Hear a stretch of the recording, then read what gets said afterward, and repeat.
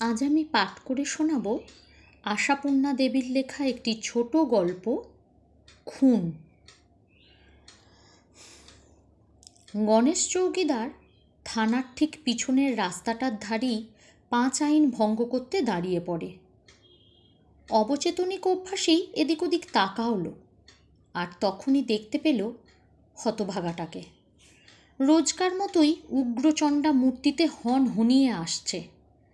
যেমন লক্ষ্মী ছাড়া চেহারা, তেমনই লক্ষ্মী ছাড়া কেশবেশ। সন্দেহ নেই, বাসি মুখেই চলে এসেছে। গণেশ চৌকিদারের হঠাৎ মনে হলো, নিশ্চয়ই লোকটার মাথায় উকুন আছে। মাথার উকুনওয়ালা একটা হতভাগা লোক ঠিক এই সময়ই হঠাৎ উদয় হয়ে গণেশের শান্তি ভঙ্গ করবে। এটা অসহ্য বই কি। গণেশের ইচ্ছে হলো পায়ের কাছে পড়ে থাকা পাথুরের ঢিলগুলো থেকে একটা কুড়িয়ে নিয়ে লোকটার দিকে ছুঁড়ে মারে। কিন্তু ইচ্ছেটা সামলে নিতে হলো। একবার ওই রকম ঢিল ছুঁড়ে ভারী ফ্যাসাদে পড়তে হয়েছিল গণেশকে। পেয়ারা গাছে চড়ে হুটোপুটি করতে আসা ডাকাবুকো ছেলেটা ওই সামান্য একটা ঢিল খেয়ে লটকে গাছ থেকে মাটিতে আছাড় খেয়ে পড়বে, এটা কে জানতো? পড়ল তো পড়ল, একেবারে পটলই তুলে ফেললো ছোঁড়া। থানার ওসি সেই পেয়ারাতলা থেকে একখানা কোণ ভাঙা থান ইট তুলে নিয়ে প্রশ্ন করেছিল, এটা গণেশের কাছে সামান্য কি না? গণেশ বেচারা মাটি হাতড়ে হাতড়ে অনেকগুলো মাটির ঢেলা তুলে তুলে দেখিয়েছিল। মা কালীর দিব্যিও গেলেছিল। বদমাইশ শশীটা তো সে কথা মানতেই চায়নি। বলেছিল, তোমার ফাঁসি হওয়া উচিত। তা ফাঁসি অবশ্য হয়নি গণেশের। তাই যদি হবে, তাহলে বটবৃক্ষের ছায়া কথাটার মানে কি? ছায়ায় আছে বলেই না, খোলা মাঠে দাঁড়িয়ে থাকলে চট করে কি থান ইট তুলতে সাহস আসে? সে যাক, ফাঁসি টাসির প্রশ্ন নয়। তবে ওই যুধিষ্ঠির ওসিটার হস্তক্ষেপে দুর্গতি ঘটেছে গণেশের। কালনার মতো ভালো শহুরে সদরখানা থেকে বদলি হয়ে এই কেষ্টপুরে এসে পড়েছে। থানা ছোট হলেও থানার কম্পাউন্ডটা মস্ত। জায়গা জমির তো অভাব নেই এখানে। এই কম্পাউন্ডের মধ্যেই ছোট দারোগার কোয়ার্টার্স। ছালোটা ইটের বেটে একতলা, জানলা দরজায় আলকাতরার প্রলেপ। ও হদ্দ থেকে দূরে এ হদ্দে গণেশ আর রঘুর টিনের চালা। মাঝখানে রাস্তার ওপর 3টে সিঁড়ি উঠে থানা, তার পিছনেই হাজত ঘর। অনুষ্ঠানের ত্রুটি নেই, তবু গণেশের মন হুহু করে, যেন নির্বাসন দণ্ড হয়েছে তার। আর সেই হুহু করা মনের ওপর রোজ এই জ্বালা। হতভাগার নাকি একমাত্র ছেলেকে কোনো এক রাত্রে পুলিশ ধরে এনেছিল নিগুড়ো কোনো সন্দেহে। তারপর জিজ্ঞাসাবাদের পর নাকি ছেড়েও দিয়েছিল। কিন্তু 19-20 বছরের সেই ছেলেটা নাকি সেই রাত থেকেই নিখোঁজ। নিখোঁজ তো নিখোঁজ, পুলিশে কি করবে? পুলিশ তার কর্তব্য করেছে বই তো নয়। পেটের কথা আদায় করতে খানিক ধোলাই দিয়েছে, এছাড়া আর কোনো পদ্ধতি জানা আছে পুলিশের? ছেলে যদি নিখোঁজ হয়, পুলিশের কি দোষ? কিন্তু লক্ষ্মী ছাড়া হতভাগাটার দাবি কি? না, পুলিশ যখন মাঝরাত্রিরে ঘর থেকে ছেলে তুলে এনে আটক করেছিল, তখন নিখোঁজ ছেলেকে খুঁজে বার করে এনে দেওয়াও পুলিশেরই কর্তব্য। যেন কর্তব্য করতেই পুলিশের জন্ম, যেন মানব সেবা করতেই তাদের আবির্ভাব। মাটির মানুষ ছোট দারোগা কি কম বুঝ দেয় লোকটাকে? গণেশের তো দেখে শুনে অবাক লাগে। অন্য কেউ হলে কবেই জন্মের শোধ হতভাগার ঘ্যান ঘ্যানানি ঘুচিয়ে দিত। কিন্তু ছোট দারোগা কেবল বুঝ দেয়, আচ্ছা, তোর ছেলে যদি নিজেই বেবাগী হয়ে যায়, পুলিশের কি দোষ বলতো? 2 ঘা চড়চাপড় দিয়ে সেই রাতেই তো বাবা তাকে ছেড়ে দেয়া হয়েছিল। এখন তাকে কোথায় পাবো বল দেখি? কিন্তু পাজিটা মানবে না সে কথা। রোজ রাত না পোহাতেই বাসি মুখে হনহনিয়ে চলে আসবে আর একঘেয়ে স্লোগান দিয়ে চলবে, মাঝরাত্তিরে বেছনা থেকে টেনে তুলে নিয়ে এসে ছেলেটারে হাপিস করে দিলি তোরা, আর খুঁজে দিবি নে। প্রত্যেক দিন এই একই হল্লা, কটু কুৎসিত বিরক্তিকর। গণেশ মাঝে মাঝে অবাক হয়ে রঘুকে প্রশ্ন করে, আচ্ছা, মাটির মানুষ হলেও সত্যি তো আর মাটি বালি নয় দারোগা বাবু, এত সহ্যে করে কি করে দারোগা বাবু? ভগবান জানে। কথায় দারিদ্র্যের রঘু সব প্রশ্নের উত্তরের দায়িত্ব ভগবানের ঘাড়ে চাপিয়ে দিয়ে চুপ মেরে থাকে। শুধু একদিনই বলে ফেলেছিল, দারোগারও দারোগা থাকে রে গনসা। সেই ভয়েই কর্তা মাটি বালি হয়ে বসে আছে, নইলে 6 মাস আগে যদি আসতিস দেখতিস কর্তার মূর্তিখানা। ব্যাস, আর নয়, ওই পর্যন্তই। ওই ঊর্ধ্বতন দারোগাটি যে কে সে রহস্য আজও গণেশের কাছে দুর্ভেদ্য হয়ে আছে। কিন্তু ধৈর্যের একটা সীমা আছে, মাটিও সময়ান্তর ফেটে চৌচির হয়। গতকাল ছোট দারোগা সেই ফাটা ফেটেছিল, আর ওই লক্ষ্মী ছাড়া হতভাগা শেয়ালমুখো দ্বারকাকটাকে জম্পেশ একটা টাইট দিয়ে বলেছিল, ফের যদি ঘ্যান ঘ্যানাতে আসিস রামধোলাই খেতে হবে, তা বলে দিচ্ছি। পুলিশের রামধোলাই যে কি বস্তু তাও সমঝে দেয়া হয়েছিল লোকটাকে হাজত ঘরের পিছনের উঠোনে নিয়ে গিয়ে। সেখানে তখন ধোলাই চলছিল বৃহস্পতির হাটের কুঞ্জ ব্যাপারীর ওপর। দুর্বুদ্ধি কুঞ্জ পুলিশের পেয়াদাকে হাটের সওদা থেকে ইচ্ছে মতো তোলা তুলে নিতে তো দেয়নি, তার ওপর আবার মুখ করেছিল, নাকি আসপদ্দার পরকাষ্ঠা দেখিয়ে রঘুর হাত থেকে জিনিস কেড়ে নিয়ে বলেছিল, যা যা যা ভাগ, বলে দিগে যা তোর পুলিশ বাবাকে, দেখব সে আমার কি করে। মন্ত্রীদের রাজ্যে বাস করছি বই তো মগের মুলুকে বাস করছি নে। তা সেই দুর্মতির এই ফল। আধা জোয়ান লোকটাকে উদম করে তার কাপড় দিয়ে তাকে দাওয়ায় খুঁটির সঙ্গে বেঁধে চামড়ার বেল্ট, লোহার কাটার চাবুক। থানায় কিছুর অভাব আছে কি? হলেই বা ছোট থানা, জাত সাপের ছানা তো।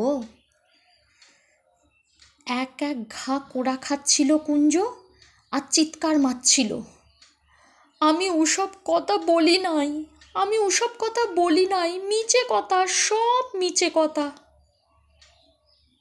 কিন্তু কে শুনছে তার কথা?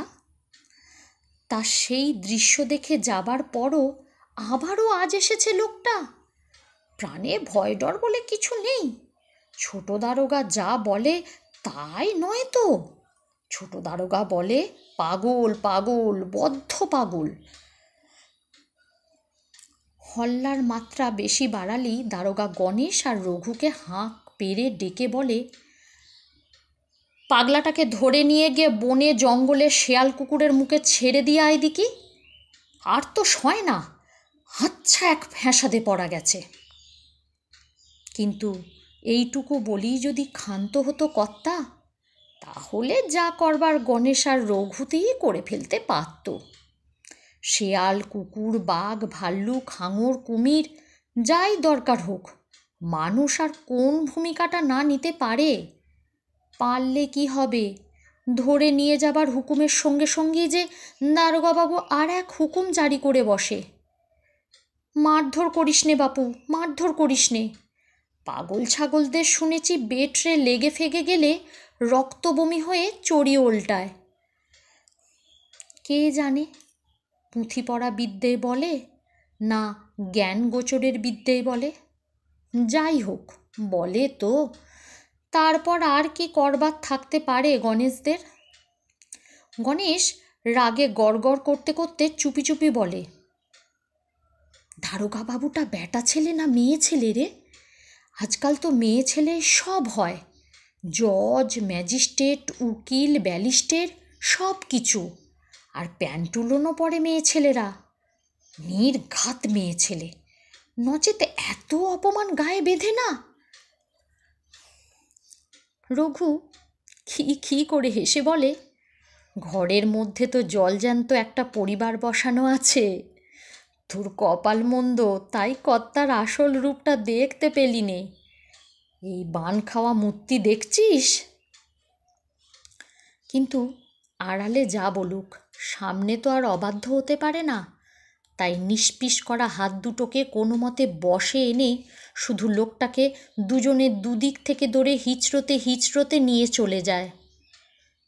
দুটো দুটো চারটে হাত পা দুজনে ভাগ করে নেয় লোকটার ঘুষি লাথির আক্রমণ থেকে নিজেদের জান বাঁচাতে। নিয়ে যায় চ্যাংদোলা করে।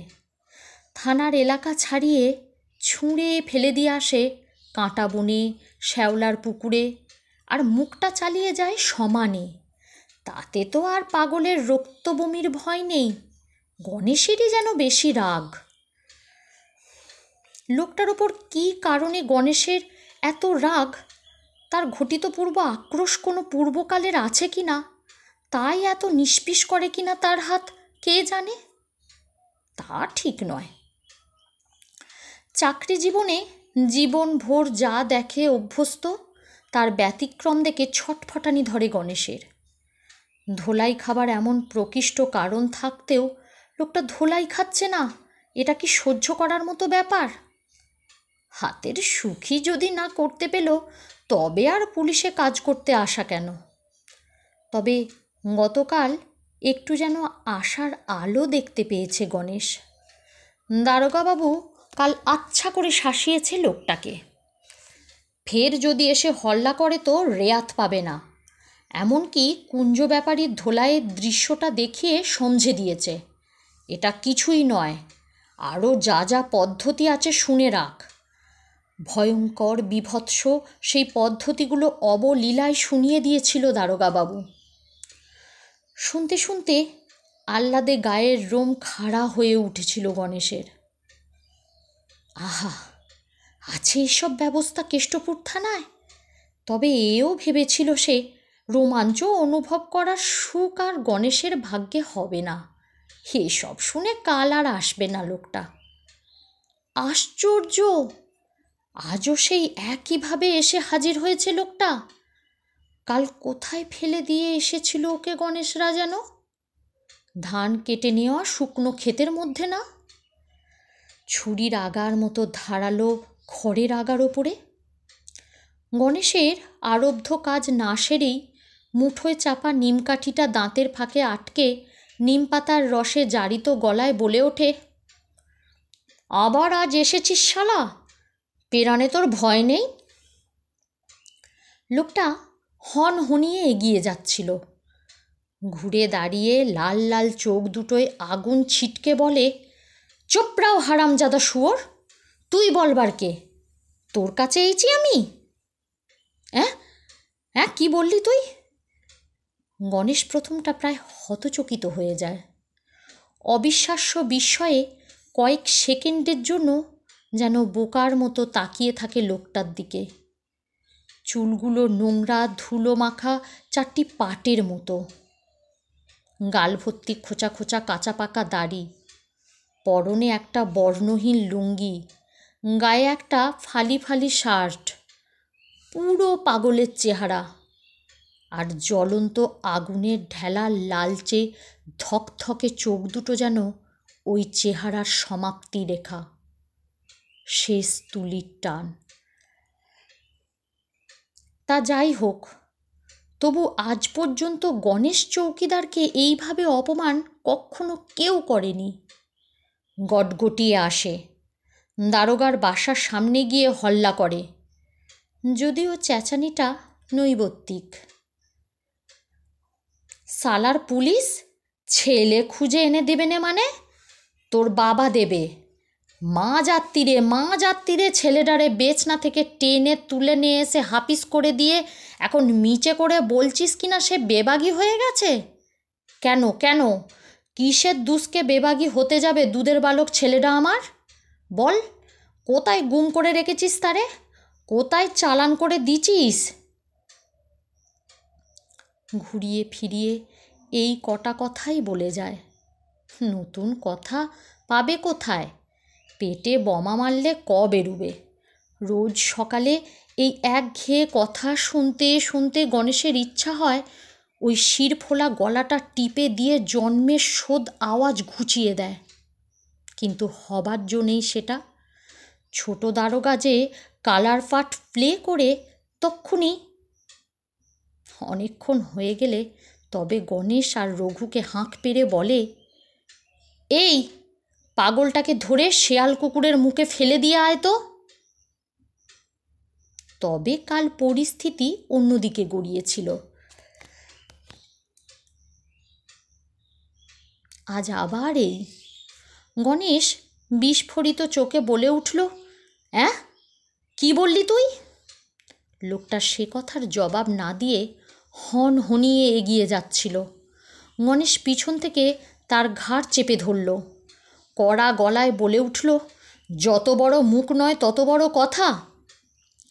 লোকটা ঝটকা মেরে ঘাড় ছাড়িয়ে নিতে যায়, পারে না। ঘাড় ঘুরিয়ে ঘাড় ধরা হাতটায় দাঁত বসাতে চেষ্টা করে, পেরে ওঠে না। অতএব আকাশ ফাটিয়ে একটা চিৎকার করে ওঠে, জান্তব চিৎকার। একমাত্র পাগলের ষড়যন্ত্র দিয়েই এমন অমানসিক শব্দ বেরোনো সম্ভব। এই শব্দের সঙ্গে সঙ্গে ছোট দারোগার সেই ছালোটা ইটের তৈরি বেঁটে একতলা বাসাটার আলকাতরা প্রলেপ দেয়া দরজাটা খুলে যায়। গণেশ আশান্বিত চিত্তে তাকায়। মুহূর্তে কল্পনা করে নেয় বন্দুক হাতে বেরিয়ে আসছে দারোগা বাবু।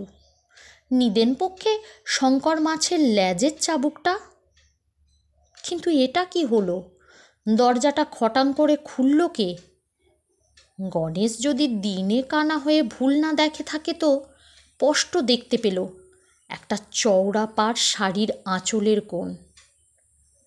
তার মানে দারোগা গিন্নি, কিন্তু সে ওই চকিতের মতো। পরক্ষণেই প্যান্টের বেল্ট আঁটতে আঁটতে দারোগাবাবুই বেরিয়ে আসেন।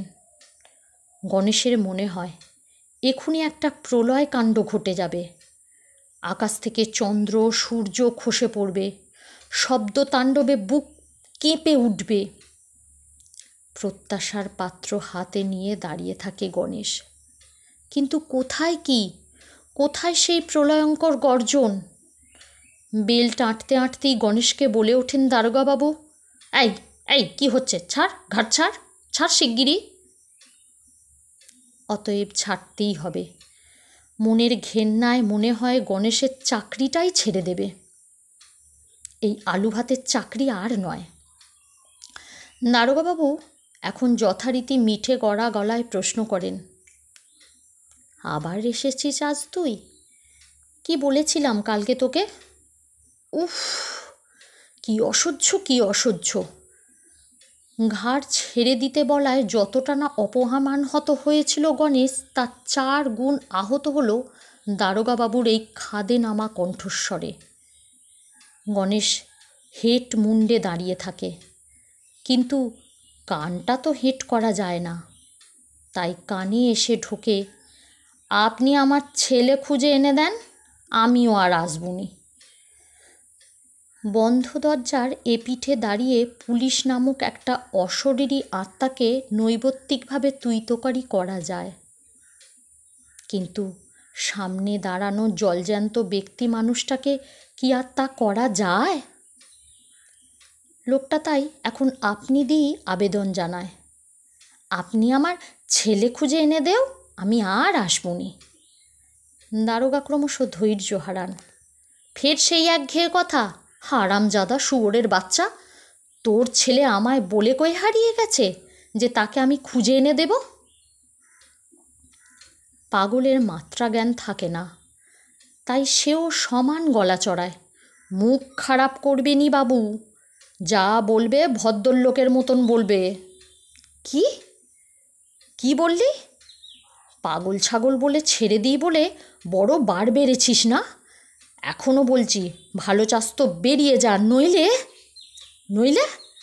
লোকটা ঘৃণায় মুখটা বিকৃত করে বলে ওঠে, নইলে গায়ের চামড়া ছাড়িয়ে দেবে, জুতিয়ে মুখ ভেঙে দেবে, নোয়া পুড়িয়ে পুড়িয়ে গালে ছ্যাঁকা দেবে, কাপড় খুলে নিয়ে পিটুবে, এই তো।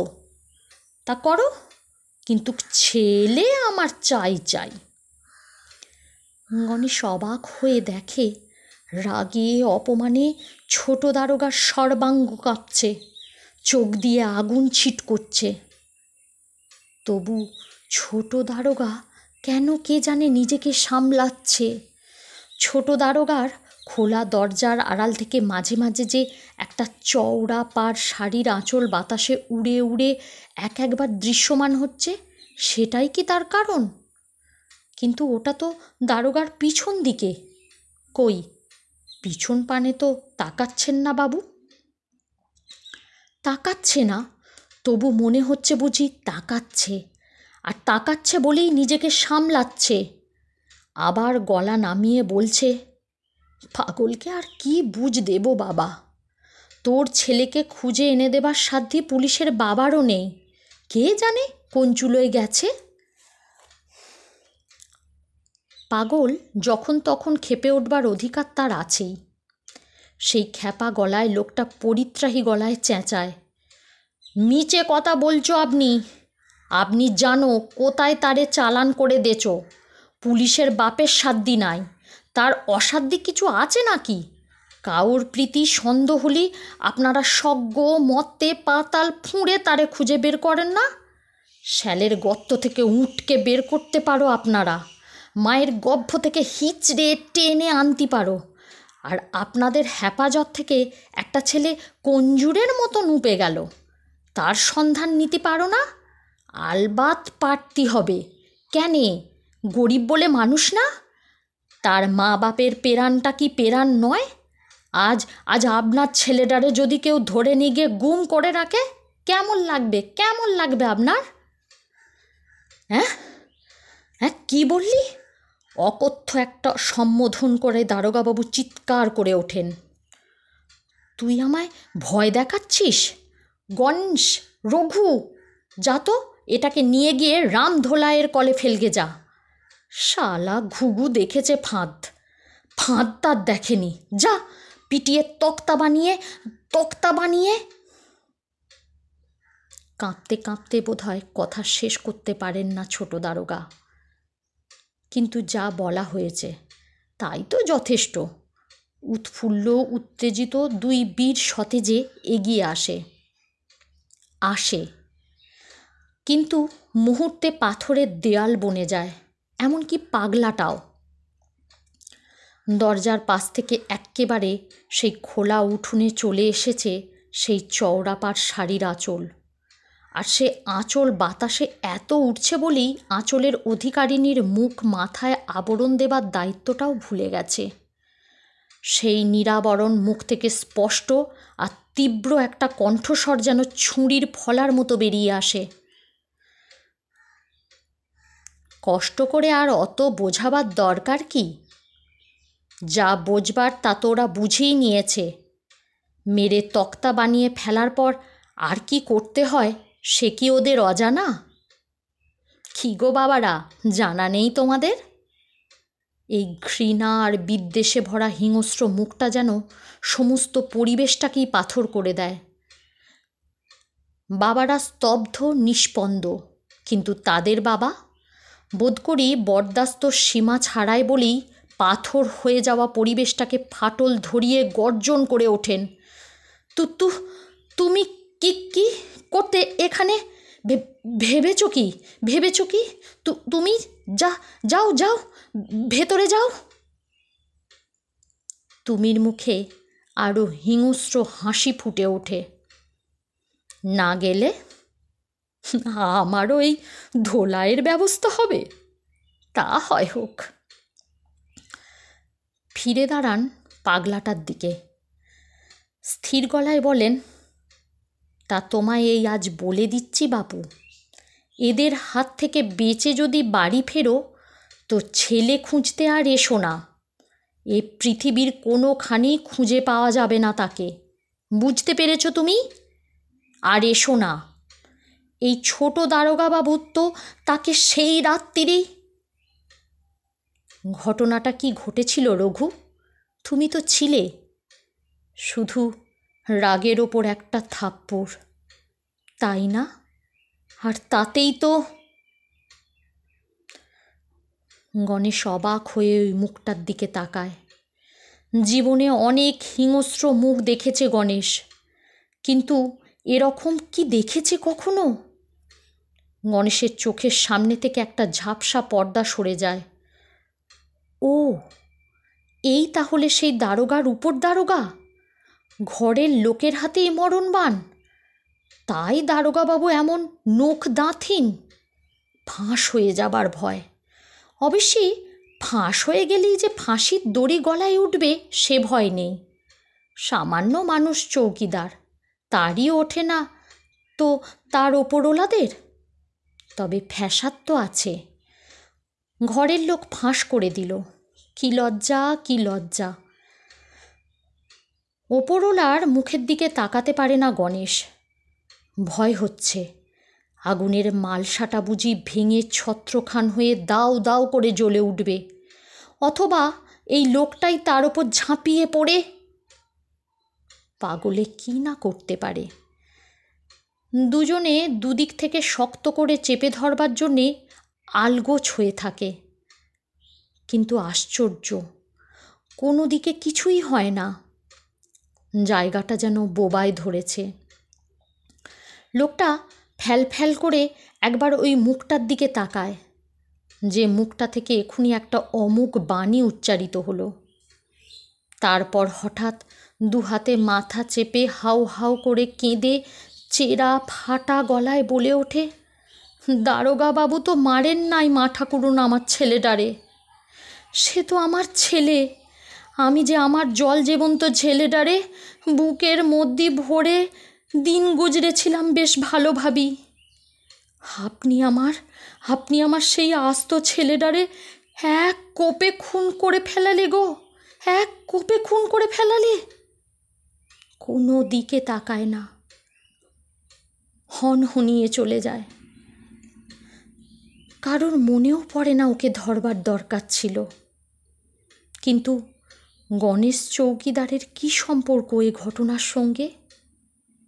সে কেন হঠাৎ নিজের চালা ঘরের কোণে গিয়ে ডুকরে ডুকরে কাঁদতে বসে? গল্প পাঠ ভালো লাগলে লাইক, কমেন্ট, শেয়ার করবেন। আর আমার আরও গল্প শুনতে হলে আমার চ্যানেলটিকে সাবস্ক্রাইব করবেন, আমার পাশে থাকবেন। আবার আসবো অন্য এক গল্প নিয়ে। সকলে ভালো থাকুন। নমস্কার।